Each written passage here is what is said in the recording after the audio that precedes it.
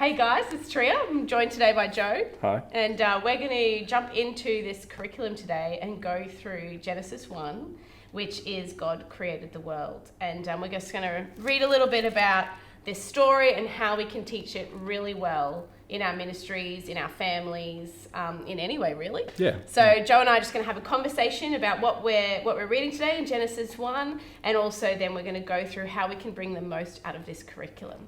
So for today, we're doing Genesis 1, so God created the world, and our big question today is, why did God create everything? Great question. It is a great question. So Jo, can you share with me, why is Genesis 1, this book all about the 7-day creation in the Bible?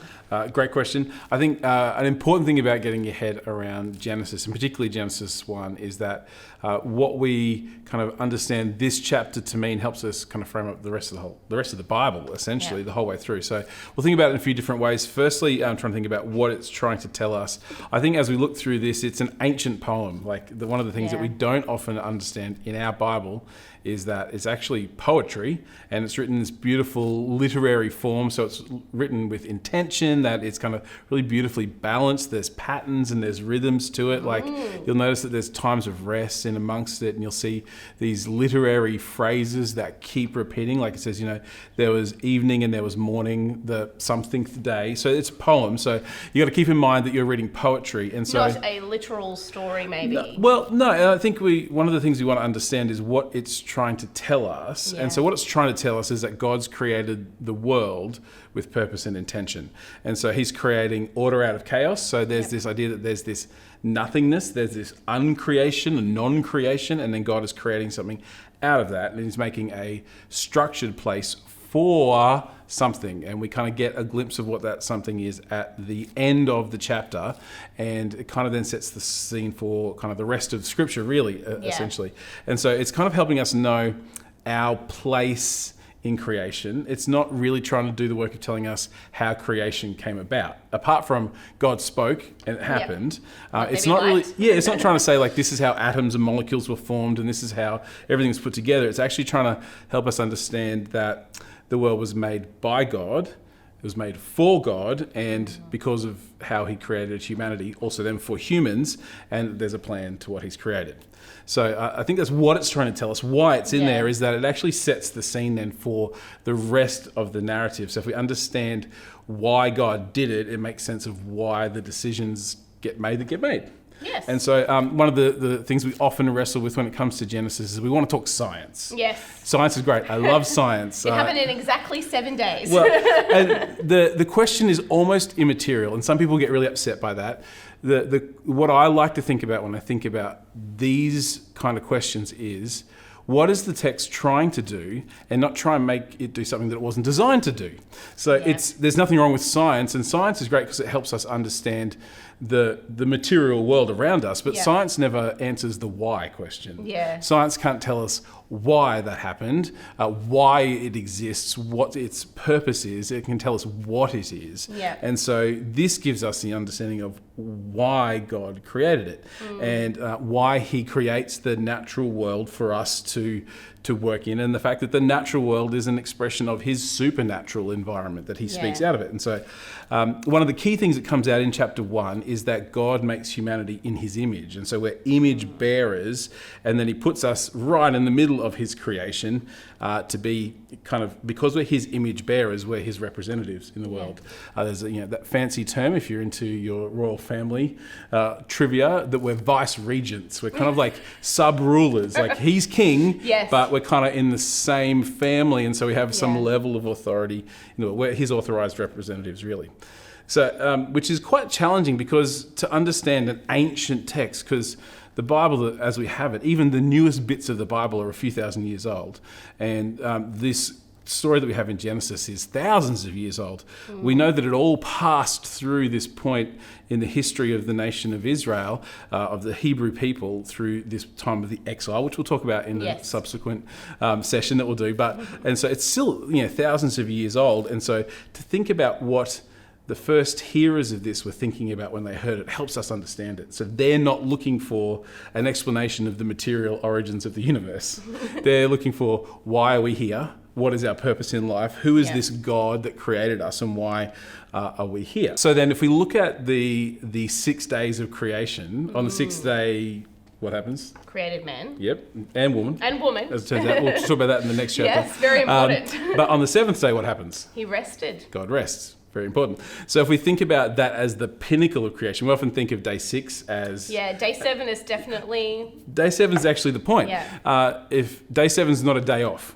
Yeah. It's like, What? done all the hard work, I've made I'm in humanity, shock. how good's that? Now we're all having a day off. That's why I thought I had Saturdays. Exactly right. This idea of rest as it comes out in this passage is actually about everything being put as it should be. Yeah. So God has created order out of chaos. He's taken a disrupted state and made it stable again. And at the end of that, he rests. But it's not idleness, it's actually things as they should be. Yeah. So it kind of starts to play into this idea of the Hebrew concept of shalom, of peace. It's things that are as they should be.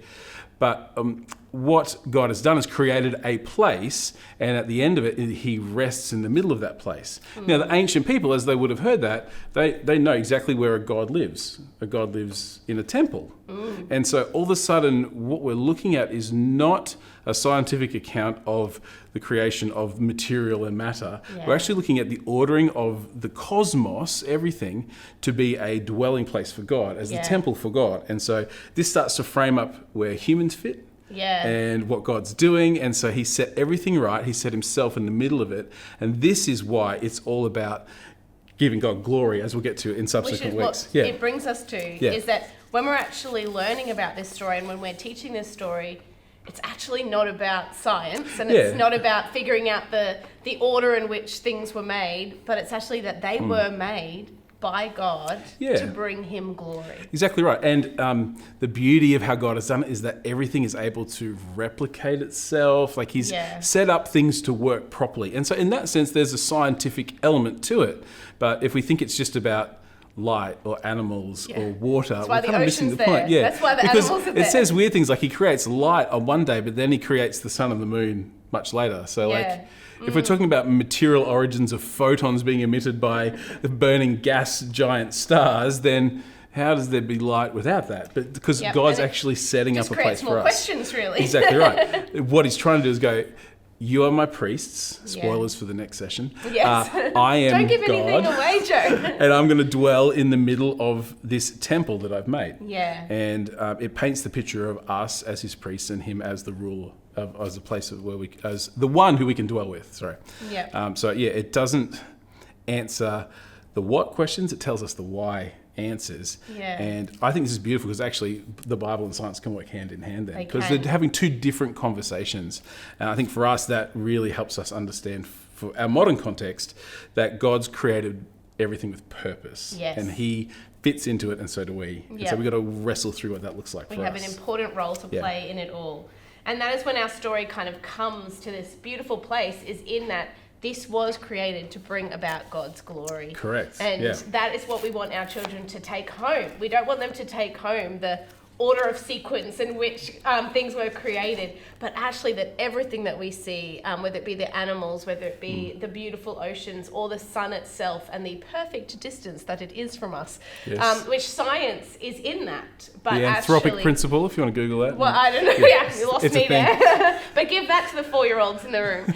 And these things... Give it to the teenage leaders, they'll go Google it. Yeah, they'll love it. But this is actually where we get this beautiful thing where our question is answered in that, why did God create everything? Well, God created everything to bring about his glory, but for our good. Yeah. Yeah. And that is a huge part of it. And that answer for our good as well comes into it as we continue to learn more about his creation and more about his things. So shall we jump into how we can bring the most out of our curriculum? Yeah. So there's that beautiful Christ connection, which can sometimes be a little challenging, which is a key part of that curriculum idea, is how do we find Jesus in this text when his name's not printed on the page? Yes. Well, one of the beautiful things you can link it to is the beginning of John's Gospel, is great because it says, in the beginning was the Word, Yes. being Jesus, and the Word was with God. The Word spoke. And so we get this idea that Jesus is the kind of the agent of creation. We also kind of get this picture that the Father is there, Jesus is speaking on his behalf, and the Spirit is hovering on the water. So we get this Spirit beautiful picture of God. So it's very easy to find Jesus in that, but also Jesus as priest and as God start to really pick up there, which is quite complex for a bunch of little kids if you're teaching it in Sunday school. But for us to know that there's a purpose and there's a completeness to this helps us understand how to land some of these conversations. And Jesus holds such a part when he does come to bring about God's glory and bring about that reconnection space as well. So we can even say where God created everything perfectly and beautifully, he actually sends Jesus as part of that perfect plan as well. Right. So our kids can come into it. Spoilers, that's the session coming up. It is. There's so many spoilers when reading the Bible because it's all so connected. It is. It is. Beautifully connected. That's what we want to talk about now, some of the discussion questions. And sometimes when we're having these discussion questions with our children and our families, it can actually be a little bit hard to answer these questions for our kids. And so one of the questions, Joe, in our curriculum that it actually asks us are what are some ways that creation can actually teach us about God? And our curriculum guides us towards thinking about how their amazing bodies work and how those sorts of things work. How can questions like that guide our children towards God? Yeah, I think one of the key ways that creation can teach us about God is that God is a God with a plan, that he's got an intention, that it's not all just an accident, or it's not just for the sake of, I really like butterflies, so I'm going to make a lot. The beauty is actually really important, but part of us helping him understand the why God created things is that he's got a plan and that there's a purpose in it, and he wants relationship. So it teaches us that God created a place for everything to flourish so he can have relationship. I think that's a really key thing. And bringing relationship in right at the start of the story really helps us build the bridges of why Jesus matters, because it's about relationship. And that's another one of our questions is, do you think that God wants us to explore his creation? And of course he wants us to explore his creation because in that we actually get to see God. We actually get to see the things that he has created and start to see some of that order that he brings and some of the science and marvel at the science that is there as well. And so in that, we want our kids exploring creation as part of their learning for this. We don't want them just thinking of a number of sequences 1 to 7, but we want them thinking about exploring the goodness of God and his good creation. So when we're teaching it, we want to bring in them thinking about, wow, like trees are amazing, animals are amazing, the ocean is amazing. And we want them going, God made that? That's what we want our kids to go away with, is actually this awe and wonder of what God has created, and then know that he created that to be with us. That's why he made it, so that he could actually be with us in it. And so we want our children out of this to have awe and wonder and be in awe of his glory. And that's really what our memory verse is there for too, that, you know, it's to bring him glory. And so one of the things that it suggests in our curriculum is actually for you to play charades with kids and actually acting out things in nature and different things like that. That's actually a really fun thing to do because it makes kids see the separation between who they are and an animal that's been created or a thing like a tree, but it also brings them to have to think about, well, what do those things do and how do those things work? And wow, God made that and he made that and he made that. All of a sudden their little minds, or their big minds, will be blown by what God's made. And that's really what we want our kids to go away with from this session, is that he made these things, that they are beautiful and that they're for his glory. And so is there anything else we really need to make sure we be careful when we're teaching this story that we stay away from, Joe? Not overly. I think if you keep in mind the why, I think that'll always help us. I think if we try to oversimplify it down to some of those reductive kind of science-based questions, we kind of miss the richness and the beauty. The bit that really always sticks out to me from this is right at the end of chapter 1, in verse 26, it says, "Then God said, let us make humanity in our image, after our likeness, and let them have dominion over the fish of the sea." And it goes on to all these things are our responsibility. And so there's this beautiful reflection of the Creator God in our lives. And so keeping the richness and kind of the mystery, don't answer all the questions, make them think and wonder. Actually go, you're also creative because God made you like him and he's creative. So think about it and come up with your own response to it. Because if we can foster that beautiful inquisitiveness about God and who he might be, there, at a younger age, it's going to foster that for an older age and as they mature in their faith. And so, yeah, I think steering away from trying to make it so basic that there's no wonder and excitement in it, but actually, oh wow, I wonder how that actually works. You know, don't answer that question because you don't know, neither do we. You might have a theory, and they're all good theories, but you don't actually know. And so, let them inquire and start to learn and wrestle. Because if God is really God, we don't need to worry about the mechanisms He uses. We know that in relationship with Him, He'll reveal Himself to us. Yeah, that's great. I love that. Well, then we bring it all back around to Jesus at the end, like we always do. Our curriculum video will do that as well. But it's the point that Jesus is actually a part of it, the story at the beginning, and He's also a part of our story now, and that brings God glory, that we have that connection with Jesus. So we hope this has helped you to teach this story. So don't be afraid to get the kids out in nature so that they can see what God's created, but make sure you're bringing in that why into everything that you do, and a little bit of that awe and wonder, and pointing back to the fact that all of that was made by a great God to bring Him glory.